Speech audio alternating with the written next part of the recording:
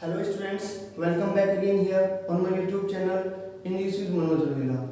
Friends, as you know that in my last video I discussed with you about the it and it was very beautiful word of English language and now I'm gonna teach you a new word of English that is your there. तो friends अब हम समझेंगे कि there को कैसे use किया जाता है और उसके सेंटेंस यदि हमें हिंदी से इंग्लिश में ट्रांसलेट करने हैं तो कैसे हम उनको पहचाने और किस तरीके से ट्रांसलेट करते हैं। चलिए फ्रेंड्स सीखते हैं। देखिए फ्रेंड्स, जो देयर होता है वो दो तरीके से काम करेगा। फर्स्ट, एडवर्ब ऑफ प्लेस, ये कोई एडवर्ब ऑफ प्लेस बनेगी जहां पर ये किसी स्थान की ओर इंडिकेशन करती है। दूसरा फ्रेंड ये बनता है आपका इंडेफिनिट प्रोनाउन।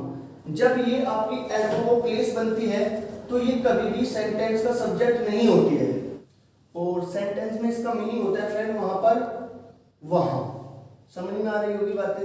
लेकिन जब आप इसको इंडेफिनिट प्रोनाउन बनाते हैं तो ये सेंटेंस का सब्जेक्ट बनता है, सब्जेक्ट की तरीके से काम करेगा। मीनिंग की बात करें तो इसका कोई भी मीनिंग नहीं होता है, ये केवल और केवल सेंटेंस को शुरुआत करने के लिए यूज होता है। और यूज क्यों होता है फ्रेंड्स, ये समझ लेते हैं। क्योंकि ये क्या करता है, इंसिस्ट करता है किस पर, किसी भी प्लेस पर, जगह पर इंसिस्ट करेगा या किसी टाइम पर, यानी कि एग्जिस्टेंस को बहुत ज्यादा इफेक्टिव बनाने के लिए हम इसको यूज करते हैं। तो फ्रेंड्स समझ लेते हैं एक बार किस तरीके से यूज करना है। देखिए, there is use to show the existence of something और समबडी, यानी कि देयर को यूज किया जाता है एग्जिस्टेंस बताने के लिए किसी भी व्यक्ति का या किसी वस्तु का। Main noun is found in the last and prepositional phrase in the starting of Hindi sentence। देखिए फ्रेंड्स, जिस भी व्यक्ति का या वस्तु का कहीं पर होना होता है तो वो सेंटेंस के आपको लास्ट में मिलेगी और जहां पर वो है, जिस जगह पर भी है, वो सेंटेंस के शुरुआत में मिलेगी। शायद फ्रेंड्स अभी कुछ आपके दिमाग में कंफ्यूजन सा हुआ होगा, सुनकर आपको शायद क्लियर ना हो, तो मैं आपको और इजी लैंग्वेज से समझाता हूं। फ्रेंड्स एग्जाम्पल से समझते हैं। जैसे यहाँ पर लिखा है कक्षा में बच्चे हैं। अब फ्रेंड्स वो कहां पर है, देखिए यहाँ पर शुरुआत में ही वो जगह लिखी हुई है जहां पर भी कोई है, यानी कि वो कहां पर है, कक्षा में है क्या वहां पर, बच्चे। तो ऐसे सेंटेंस को हम देयर से बनाते हैं। जैसे नेक्स्ट एग्जांपल मैंने लिखा हुआ है आपके लिए, भारत में अनेक जातियां है। भारत में अनेक जातियां है। अब फ्रेंड्स आप देखेंगे कहां पर है, वो आपको आंसर मिल रहा है, भारत में शुरुआत में वो चीज आई है प्रीपोजिशन के साथ, लेकिन है क्या, जातियां, तो वो आपको लास्ट में मिल रहा है। अगला सेंटेंस देखते हैं फ्रेंड, शाम को मैच है। कब है, टाइम के बारे में बता रहा है। मैंने आपको बताया था व्हेन, वेयर, हाउ, व्हाई, इनको रिप्लाई करने वाली हमारी एडवर्ब्स होती है। तो ये कब के बारे में, टाइम के बारे में बता रहा है, उस टाइम है, क्या है उस समय, मैच है। तो फ्रेंड्स ऐसे सेंटेंस हम नॉर्मली देयर से बनाते हैं। चलिए फ्रेंड्स मैं कुछ और एग्जांपल्स आपको बताता हूं, आप ध्यान से सुनेंगे। जैसे फ्रेंड्स मैं बोलता हूं कि बोतल में पानी है। कहां पर है, आंसर आ रहा है बोतल में। क्या है वहां पर, पानी है। जैसे मैंने कहा आप लोग जो दूध बेचते हैं वो इस काम को जरूर करते हैं। मैंने कहा दूध में पानी है भाई साहब, आज तो कहां है फ्रेंड्स, तो दूध में। क्या है वहां पर, पानी। और बहुत सारे एग्जांपल्स हो सकते हैं। जैसे मैंने कहा मेरी बाइक में पेट्रोल है। कहां पर है, मेरी बाइक में। क्या है, पेट्रोल है। जैसे मैंने कहा मार्कर में इंक है। कहां पर है फ्रेंड्स, मार्कर में। क्या है इसके अंदर, इंक। तो ऐसे बहुत सारे सेंटेंस जितने भी हमारे बनते हैं वो देयर से बनते हैं। आपने सुना भी होगा कि सप्ताह में 7 दिन होते हैं। कहां होते हैं, सप्ताह में। क्या होता है फ्रेंड्स वहां पर, 7 दिन। तो ऐसे जितने भी सेंटेंस आप बनाना चाहते हैं वो देयर से बनते हैं। फ्रेंड्स इसका थोड़ा रूल समझ लेते हैं किस तरीके से बनेंगे। सबसे पहले यदि हमने सेंटेंस को पहचान लिया है कि ये देयर से बनेगा तो सबसे पहले आप देयर को लिखिए। उसके बाद फ्रेंड्स आप बी को लिखेंगे। बी अब आप मेरे हिसाब से समझ चुके होंगे, is, are, am, was, were, will be, shall be, may be, might be. Friends mostly हम बी को यूज करते हैं इसके साथ, लेकिन ऐसा नहीं है कि आप हमेशा बी को यूज करें। आप इसके साथ किसी टेंस को भी यूज कर सकते हैं। क्योंकि मैंने अभी आपको टेंस नहीं पढ़ाया है इसलिए मैं टेंस के बारे में बात नहीं करता हूँ। बाद में मैं जरूर लिंक करूँ इन चीजों को। फिर हमारा मेन नाउन आएगा फ्रेंड्स, जो भी उस जगह पर था वो आएगा और इस नाउन के अकॉर्डिंग ही हमारी ये वर्ब आती है। क्योंकि ये इंडेफिनिट प्रोनाउन है तो ये प्रोनाउन इसी पर डिपेंड करता है। यदि ये सिंगुलर तो ये वर्ब भी सिंगुलर, ये प्लूरल तो ये भी प्लूरल। ध्यान से सुनेंगे फ्रेंड्स, यदि ये सिंगुलर है तो ये भी सिंगुलर वर्ब आएगी, ये प्लूरल है तो ये भी प्लूरल होगा, और उसके बाद हमारे अदर वर्ड्स लिखे जाएंगे। फ्रेंड्स होप आपको ये बात क्लियर हुई होगी। अभी एक बार आप इसका स्क्रीनशॉट ले, फिर मैं आपको एग्जांपल से कुछ सेंटेंस को ट्रांसलेट करके बताता हूँ।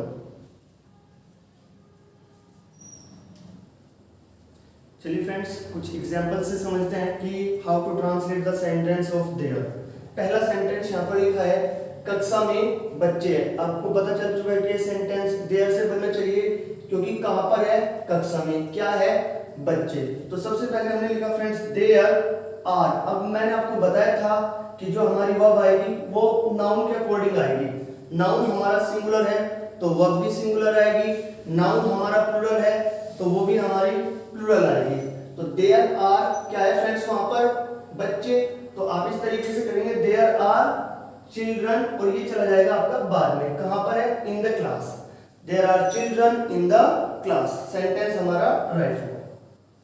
नेक्स्ट है फ्रेंड भारत में अनेक जातियां हैं। कहां पर है, भारत में क्या है, अनेक जातियां। इसको भी ट्रांसलेट करेंगे friend, there are many caste. बहुत सारी जातियां हैं, कहां पर है, इन इंडिया। तो there are many caste in India. Next है फ्रेंड हमारा दूध में पानी है। कहां पर है फ्रेंड, दूध में है, क्या है, पानी है। इसको ट्रांसलेट करेंगे देयर इज वाटर। अब आपको पता है कि जो वाटर है हमारा वो अनकाउंटेबल है, उसको सिंगुलर माना जाता है, तो हमने यहाँ पर सिंगुलर वर्ब को लिखा। देयर इज वाटर कहां पर है friend, in the milk. Bike में पेट्रोल है, there is petrol in the bike. कहां पर है, बाइक में। तो ये हमारा बाद में आ गया और ये शुरुआत में आ जाता है फ्रेंड्स। तो इस तरीके से करते हैं ट्रांसलेट। आगे देखते हैं कल शाम मैच था। अब बात चली गई फ्रेंड्स हमारे पास्ट में, तो देयर वाज अ मैच, कब था, in the evening yesterday. Next है फ्रेंड हमारा चंद्रमा पर जीवन होगा। अब बात गई हमारी फ्यूचर पॉसिबिलिटी की ओर, तो हमने यूज किया there will be light on the moon, और सेंटेंस हमारा राइट हुआ। आप इसको भी एक बार स्क्रीनशॉट ले ले, फिर मैं आपको आगे समझाता हूँ।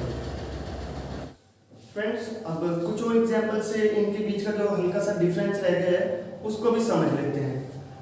मैंने यहाँ पर दो एग्जांपल लिखे हैं फ्रेंड्स, कक्षा में बच्चे हैं, बच्चे कक्षा में हैं।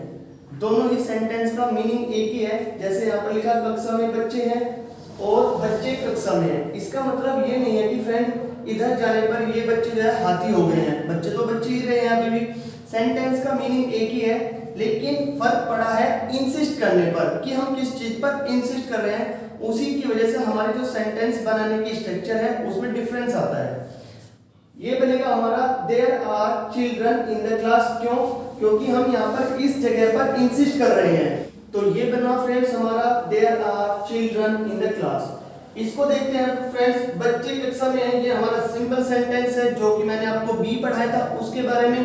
तो इसको बना देंगे हम बी का यूज करते हुए, the children are in the class. दोनों सेंटेंस हमारे इस तरीके से बनेंगे।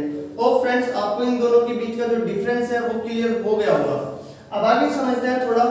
फ्रेंड्स कभी कभी क्या होता है सेंटेंस में जो हमारी एडवर्ब ऑफ टाइम होती है या एडवर्ब ऑफ प्लेस होती है जिस पर हम इंसिस्ट करते हैं वो नहीं दी जाती, लेकिन हम इंसिस्ट फिर भी करते हैं, फिर भी प्रेशराइज करते हैं। वो करते हैं हम अपने एग्जिस्टेंस पर कि हाँ ऐसा वास्तव में अस्तित्व में था। अगर ऐसी बात पर भी हम इंसिस्ट करते हैं तो ध्यान दें फ्रेंड्स, वहां पर भी हमें एज ए सब्जेक्ट जो होता है देयर को यूज करते हैं। आई होप फ्रेंड्स आपने ये सेंटेंस जरूर सुना होगा। बहुत सारे लोग जो होते हैं इस सेंटेंस को बोलते हैं कि इसको चलो ट्रांसलेट करके दिखाओ, या किसी को भी बोल देते हैं जा किसी से भी करा के लेके आना। एक राजा था। फ्रेंड्स ये सेंटेंस से बनता है देयर वाज अ किंग। इसके बनने का रीजन ये है, बच्चे सोचते हैं हम इसको देयर लगाएंगे तो देयर का मींस वहां हो जाएगा। फ्रेंड्स यहाँ पर एग्जिस्टेंस पर ही हम इंसिस्ट करते हैं। यदि फ्रेंड्स हम इस सेंटेंस को ऐसे बना दे अ किंग वाज, अब आपको पता है ये हमारी एक लिंकिंग वर्ब है और लिंकिंग वर्ब कभी भी बिना कॉम्प्लीमेंट के यूज नहीं होती है। फ्रेंड्स कॉम्प्लीमेंट न होने के कारण ही ये सेंटेंस हमारा गलत हो जाता है। फ्रेंड्स नेक्स्ट सेंटेंस हमारा एक कहावत है, ये भी सेम बिल्कुल इसी तरीके से है। तो आप इसको ऐसे बनाएंगे there is a proverb. Friends hope आपको ये बातें क्लियर हुई होंगी। अब मैं आपको कुछ मिक्स सेंटेंस मीन्स इसके negative, interrogative with question words उसमें बता देता हूँ, ताकि आप यदि कोई भी सेंटेंस आपको बुक में मिलता है ट्रांसलेट करने के लिए, आप उसको इजीली कर ले। आपको पता है फ्रेंड्स, नेगेटिव सेंटेंस को हम कैसे ट्रांसलेट करते हैं, बी के बाद नॉट लगाते हैं, इंट्रोगेटिव में हमारा बी शुरुआत में आ जाता है और क्वेश्चन वर्ड है तो उससे पहले। आप एक बार इसका स्क्रीनशॉट ले ले, मैं बताता हूँ। फ्रेंड्स अभी कुछ और एग्जांपल्स यहाँ पर लिखे हैं, ये आपके मिक्स हैं, मींस आपका नेगेटिव, इंट्रोगेटिव, क्वेश्चन वर्ड्स जिस भी बी की फॉर्म में वो दिए हुए हैं उसी तरीके से हम ट्रांसलेट कर लेंगे। तो चलिए देखते हैं कैसे इनको ट्रांसलेट करते हैं।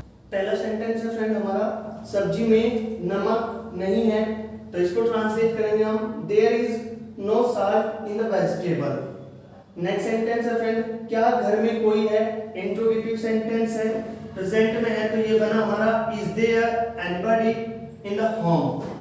नेक्स्ट सेंटेंस है फ्रेंड हमारा, चिंता करने की जरूरत नहीं है, तो ये बनेगा there is no need to worry. इस तरीके से फ्रेंड हम काफी तरह के सेंटेंस स्पोकन में भी बोल सकते हैं। जैसे मैंने कहा कि तुम्हें जो है बोलने की जरूरत नहीं है, there is no need to speak, मैंने कहा कमाने की जरूरत नहीं है, there is no need to earn, जाने की जरूरत नहीं है, there is no need to go. इस तरीके से आप काफी तरह के सेंटेंस बोल सकते हैं। नेक्स्ट सेंटेंस है फ्रेंड हमारा, मैदान में कितने खिलाड़ी थे, तो ये हमारा बना how many players were there in the field. Next है फ्रेंड, टीवी पर देखने के लिए कुछ नहीं था, तो there was nothing to watch on TV. I hope friends आपको ये सारी बातें क्लियर हुई होंगी। यदि आपको कोई भी प्रॉब्लम आती है तो आप कमेंट बॉक्स में जरूर लिखिए, ताकि मैं आपको नेक्स्ट वीडियो में जो है आपकी सारी के सारे प्रॉब्लम को सॉर्ट आउट कर दूं, और आप जो है मेरी वीडियोस को अपने फ्रेंड्स के साथ, रिलेटिव्स के साथ शेयर जरूर करें, ताकि जो भी इंग्लिश को सीखना चाहता है उस तक ये वीडियो जरूर पहुंच जाए friends. Thank you very much, have a nice day.